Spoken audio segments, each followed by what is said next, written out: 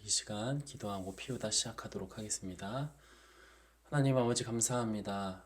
주님의 오심을 기뻐하고 기념하는 성탄의 날이 밝았습니다. 하나님 이 시간을 통하여서 우리가 주를 기다린다는 것이 어떤 의미인지 다시 한번 깨닫게 하여 주시고 날마다 주님을 표면적으로만 기뻐하고 단순한 기쁨으로 그것을 제한하는 것이 아닌 주를 기다린다는 것이 다시 한번 우리의 가장 큰 기쁨이 되고 오직 주님만을 바라볼 수 있는 그런 신실한 그리스도인의 모습으로서 살아가게 하여 주시옵소서.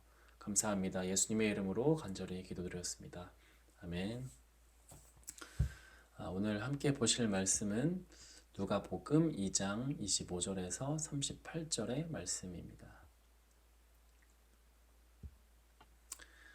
예루살렘에 시므온이라 하는 사람이 있으니 이 사람은 의롭고 경건하여 이스라엘의 위로를 기다리는 자라. 성령이 그 위에 계시더라. 그가 주의 그리스도를 보기 전에는 죽지 아니하리라 하는 성령의 지시를 받았더니 성령의 감동으로 성전에 들어가매 마침 부모가 율법의 관례대로 행하고자 하여 그 아기 예수를 데리고 오는지라. 시므온이 아기를 안고 하나님을 찬송하여 이르되 주제여 이제는 말씀하신 대로 종을 평안히 놓아주시는도다. 내 눈이 주의 구원을 보았사오니 이는 만민 앞에 계신 예비하신 것이요 이방을 비추는 빛이요 주의 백성 이스라엘의 영광이니이다 하니 그의 부모가 그에 대한 말들을 놀랍게 여기더라. 시므온이 그들에게 축복하고 그의 어머니 마리아에게 말하여 이르되 보라 이는 이스라엘 중 많은 사람을 패하거나 흥하게 하며 비방을 받는 표적이 되기 위하여 세움을 받았고 또 칼이 내 마음을 찌르듯 하리니 이는 여러 사람의 마음의 생각을 드러내려 함이니라 하더라. 또 아셀 지파 바누엘의 딸 안나라 하는 선지자가 있어 나이가 매우 많았더라. 그가 결혼한 후 7해 동안 남편과 함께 살다가 과부가 되고 84세가 되었더라. 이 사람이 성전을 떠나지 아니하고 주야로 금식하며 기도함으로 섬기더니 마침 이때에 나와서 하나님께 감사하고 예루살렘의 성령을 바라는 모든 사람에게 그에 대하여 말하니라. 아멘. 네, 오늘 성탄의 날입니다, 여러분. 그렇지만 그럼에도 이 피우다 말씀을 통해서 우리가 하루하루 더 하나님께 가까이 나아가기 위해서 피우다는 계속 방송하고 있다는 것을 알아주시면 좋을 것 같습니다. 오늘 본문은 드디어 이 성육신하신 성육신하에서 태어나신 이 예수님께서 요셉과 마리아와 함께 이 정결 예식을 위해 예루살렘으로 올라가는 배경에서 시작되고 있습니다. 이러한 본문은 이 사복음서 중에서 유일하게 누가복음에서만 기록하고 있는데요. 예수님이 성육신하시고 이 땅에 오신 이날 우리가 어떤 것을 기대하고 하나님의 말씀을 어떻게 마음으로 품어야 되는지 우리가 함께 좀 나눠볼까 합니다. 우리가 말씀을 읽었지만 25절의 말씀을 다시 한 번만 읽어볼게요. 예루살렘에 시므온이라 하는 사람이 있으니 이 사람은 의롭고 경건하여 이스라엘의 위로를 기다리는 자라. 성령이 그 위에 계시더라. 아멘. 오늘 말씀을 보니까 한 사람이 이제 지금 소개되고 있는 것을 보게 됩니다. 이제 그 사람의 이름은 시므온이라고 하는 사람인데요. 이 시므온이라고 하는 사람의 이름의 뜻을 좀 보니까 이런 의미로 좀 우리가 볼 수 있을 것 같아요. 바로 하나님 앞에 합당한 사람, 그리고 하나님을 경외하는 사람이라는 의미를 이 이름 안에 이제 담고 있는 거죠. 그러니까 이 시므온이라는 사람은요, 그의 삶 가운데 늘 경건한 태도로서 의로운 신앙의 태도를 가진 사람으로서 살아왔다는 것을 그의 이름을 통해서 알 수 있습니다. 더 쉽게는 이렇게 볼 수 있겠죠. 신앙적으로 매우 열심이었던 사람이라는 것으로 우리가 이해할 수 있을 것 같아요. 그런데 이 사람이 대충 어떤 사람인 줄은 알겠지만 이 사람이 하는 일이 뭔가라고 좀 우리가 질문을 던져볼 수 있는데 그 25절의 뒤에 부분을 보니까 이렇게 기록하고 있어요. 이스라엘의 위로를 기다리는 사람. 네, 이것이 바로 이 시므온이 했었던 일이었다는 것입니다. 하는 일이 기다리는 일인데 뭘 기다리겠어요, 여러분? 바로 메시아를 기다렸다고 하는 거죠. 그러니까 사실 그가 살아왔던 그 삶의 모습과 그가 하는 일, 즉 메시아를 기다리는 일, 이 두 가지는요, 전혀 다른 것이 아니라 하나로 보아야 된다는 것입니다. 신앙적으로 경건하고 하나님을 경외하는 사람답게 이 신앙적으로 살아왔던 그의 삶은요, 날마다 죄에서 자신을 구해줄 메시아, 또 개인의 구원뿐만이 아니라 이스라엘 전체를 구원해줄 만한 메시아가 오기를 날마다 기다렸다는 거예요. 이 시므온이라는 사람의 목적과 삶의 방향은요, 오로지 한 가지였습니다. 바로 메시아를 기다리는 것이었다는 거죠. 그렇다면 메시아를 왜 기다렸던 것입니까? 당연한 이유죠. 구원자가 필요할 만큼 이 세상이 악으로 가득 찼기 때문이었다는 거예요. 하나님이 약속하신 그 여호와의 사자가 빨리 속히 오기를 기다릴 수밖에 없는 이 시대, 그런 사회가 있었던 거죠. 메시아가 필요하다는 것을 그 사람은 느꼈던 것 같아요. 적어도 이 시몬이라는 사람은요, 자기 개인의 구원뿐만이 아닌 이 세상의 구원을 위해서 그의 신앙을 최선을 다했고, 신실한 그리스도인으로서, 의로운 사람으로서 살아왔다는 거예요. 26절 말씀 한번 보겠습니다. 그가 주의 그리스도를 보기 전에는 죽지 아니하리라 하는 성령의 지시를 받았더니, 자, 그의 사명에 대해서 이렇게 말하고 있습니다. 시몬이라는 사람은요, 그러니까 사명이 이거 한 가지였다는 거예요. 내가 주의 그리스도를 보기 전에는 죽지 않겠다. 이것을 성령을 통해서 그 사명을 받았다는 거예요. 그렇게 사명을 감당하면서 살아왔던 겁니다, 여러분. 네, 그리스도를 보기 전에 내가 죽지 않겠다. 네, 굉장히 어떤 멋있는 그런 사명 아닙니까? 사실 이러한 이 시몬에 대한 평가는요, 사실 그렇게 많지가 않습니다. 왜냐하면 이 사복음서는 그래도 이 공간 복음이라고 해서 이 한 사건이나 인물에 대해 여러 번 이 설명한단 말이에요. 똑같은 내용이 여러 번 등장하지 않습니까? 그런데 아까 말했던 것처럼 오늘 사건은요, 이 기록하고 있는 이 사건, 이 아기 예수가 예루살렘에 올라가고 시몬이라는 사람이 등장하는 이 사건은요, 누가복음이 유일해요. 그러니까 이 시몬에 대해서 성경은 딱 한 번밖에 평가를 하고 있지 않아요. 그런데 그의 모습이 어떠합니까, 여러분? 삶으로서 하나님을 경외하고 신실하게 살아왔다고요. 또 그의 사명도 오직 한 가지라는 거예요. 바로 메시아를 만나는 것. 내가 주를 반드시 만나겠다. 내가 내 개인의 구원뿐만이 아니라 온 세계를 위하여서 메시아가 오실 날을 위하여 기도하고 그 사명을 다해 살겠다. 여러분, 이런 것만 보면은 비록 그에 대한 기록과 많은 설명은 없지만 그의 삶이 얼마나 무겁고 그의 신앙이 전혀 가볍지 않음을 우리는 알 수 있는 거예요. 여러분, 오늘 이 시므온이라는 사람을 통해서 확인할 수 있는 것은 두 가지 정도인 것 같습니다. 첫 번째는요, 짧게 기록되어 있을지라도 성경이 그를 평가하고 있는 그 한 문장 한 문장이 절대 가볍지 않다는 거예요. 그리고 두 번째는 뭡니까? 그렇게 그의 삶이 절대 가볍지 않을 수 있는 이유는 오직 그의 사명이 그리스도를 향해 있었기 때문이라는 거예요. 이것에 대한 흔들림이 없었던 겁니다. 오직 한 가지, 그리스도를 만나겠다는 것. 이거 한 가지, 이 사명이 확실했다는 거죠. 여러분, 오늘 저와 여러분의 사명이 이 시므온과 같이 오직 그리스도를 만나기를 소망하는 사명만이 있기를 간절히 소망합니다. 자, 그래서 오늘 이러한 시므온이 메시아를 기다리게 되는데 오늘 아기 예수를 만나게 되는 장면이 오늘 본문의 내용이에요.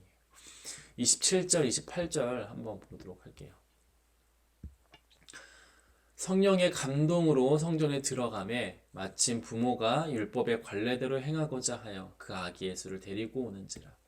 시므온이 아기를 안고 하나님을 찬송하여 이르되, 이렇게 말합니다.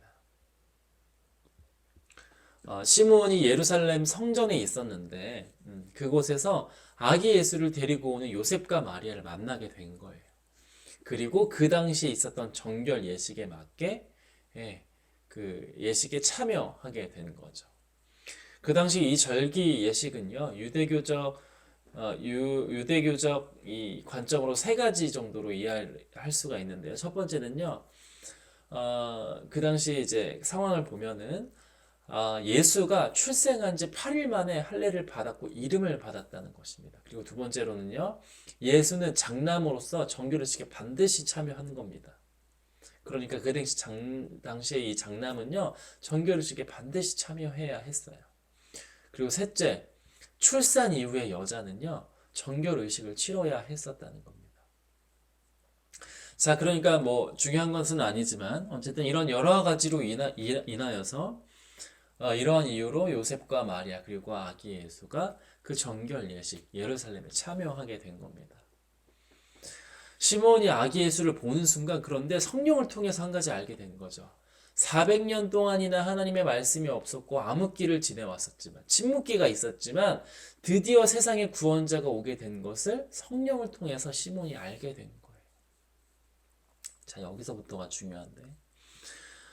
그래서 너무 기쁜 나머지 시므온이 이렇게 찬양해요. 29절부터 32절의 내용이 너무 기쁜 나머지 찬양을 하게 되는데요. 그 내용이 바로 이런 내용입니다. 29절부터 한번 볼게요. 주제여 이제는 말씀하시는 대로 종을 평안히 놓아주시는도다. 내 눈이 주의 구원을 보았사오니 이는 만민 앞에 예비하신 것이요 이방을 비추는 빛이요 주의 백성 이스라엘의 영광이니이다 하니. 여기까지만 보도록 하겠습니다. 32절까지만. 자, 여기서 주라고 고백하잖아요. 주제요 이렇게 고백하잖아요. 그런데 여기서 이 주라고 표기된 이 단어는 우리가 일반적으로 잘 아는 퀴리오스랑은 조금 다른 단어예요. 데스포테스라는 단어를 사용하는데 퀴리오스보다 더 높여서 주님을 부르는 겁니다. 성경에 딱 한 10번 정도밖에 등장하지 않아요. 그러니까 이제 뭐 이러한 찬양의 고백의 느낌 아니겠습니까? 완전하신 주님, 이제는 내가 더 이상 주님께 하나님께 구할 것이 없습니다. 내 사명인 이 메시아를 만나는 것, 그 모든 사명을 내가 오늘 이뤘습니다. 그러니 주님, 이제 나를 놓아주시옵소서. 평안히 나를 놓아주시옵소서. 나는 이제 미련 없이 눈을 감을 수 있겠습니다. 이게 오늘 시므온의 마지막 고백인 것이에요. 그가 사명을 이루고 한 고백이 주님 나 이제 충분합니다. 나 이제 내가 할 일은 내가 다 한 것입니다. 지금 이렇게 고백하고 있는 거예요. 여러분 이 시므온이 고백하고 있는 이 찬양을 묵상하면 묵상할수록 적어도 저의 신앙을 계속해서 돌아보게 되는 것 같아요. 여러분 그의 사명은요 하나였어요. 바로 예수님을 만나는 것, 메시아를 만나는 것. 이거 한 가지였다고요. 주님을 만나게 되면 내 삶이 이제는 존재하지 않아도 될 만큼 그것으로 충분한 사람이었다고요. 주님께 모든 것을 다 맡길 만한 그의 삶. 주님께 모든 것을 다 맡겨도 주님이 나타나신다면 내 삶이 그 먼지처럼 충분히 날아가도 아무런 불편함이 없고 아무런 야한이 없는 그런 고백. 하나님 나 이제 아무런 여한이 없어요. 나 이제 충분합니다. 여러분 이 고백이 그가 얼마나 치열하게 사명자로 살아왔는지 보여주고 있는 것 아닙니까? 오늘 우리가 이러한 사명자로 삶을 산다면 하나님께서 얼마나 기뻐하시겠어요? 너무 멋있지 않아요? 오로지 내 사명 한 가지가 메시아를 만나는 것, 이 한 가지만으로도 너무나도 충분히 멋있는데 그 사명이 이루어지는 순간 메시아를 만났더니 그가 하는 고백을 보세요. 하나님 저 이제 이 세상에 여한이 없어. 이걸로 충분해요. 여러분 사람은 얼마나 많은 욕심 가운데 살아갑니까? 그 사명을 다 이루고 나서도 또 다른 사명을 찾고 또 다른 일을 하고 또 다른 명상을 얻고 또 다른 어떤 이익을 추구하는 것. 그러나 여러분 신실한 그리스도인의 모습은요. 그 사명을 이루었을 때 과감하게 주님께 어떠한 것도 구하지 않는 삶, 그러한 모습인 것 아닙니까? 어, 이 시므온의 이 고백을 통해서 우리가 보게 되는 것은 작게 보았을 때, 좁은 의미로 보았을 때, 그의 사명이 얼마나 멋있었는가, 보여주고 있는가 하면은 동시에 이것을 크게 확대시켜서 본다고 한다면 이러한 시므온의 고백을 기점으로 시대의 전환이 이루어지고 있음을 보게 되는 것 같습니다. 그가 기다렸던 메시아가 등장함으로써 하나님, 나 이제 모든 사명을 이뤘습니다. 라는 이 고백의 기점을 통해서 이제 하나님의 침묵의 시간은 끝났다는 거예요. 메시아를 기다리기만 했던 시간, 이것이 끝이 났다는 겁니다. 이제 세상이 필요로 하는 그 구원자, 세상을 유일하게 구원할 만한 그 메시아, 그가 왔음을 이 세상이 조금씩 알게 되었다는 거예요. 여러분, 시므온은요, 이 이스라엘의 위로를 기다렸던 사람이었습니다. 즉 하나님의 구원을 기다렸다고요. 그리고 그 시므온은 가고 그 기다림의 시간은 끝나고 새로운 시대가 오게 된 겁니다. 자, 그리고 이러한 모습을 지금 옆에서 누가 지켜보고 있는 거죠? 네, 요셉과 마리아가 지켜보게 된 겁니다. 33절에서 35절의 말씀을 볼게요.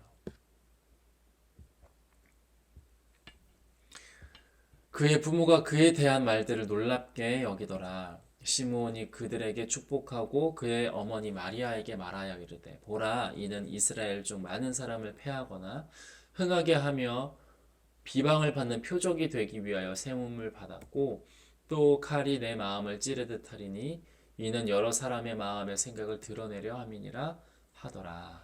아멘.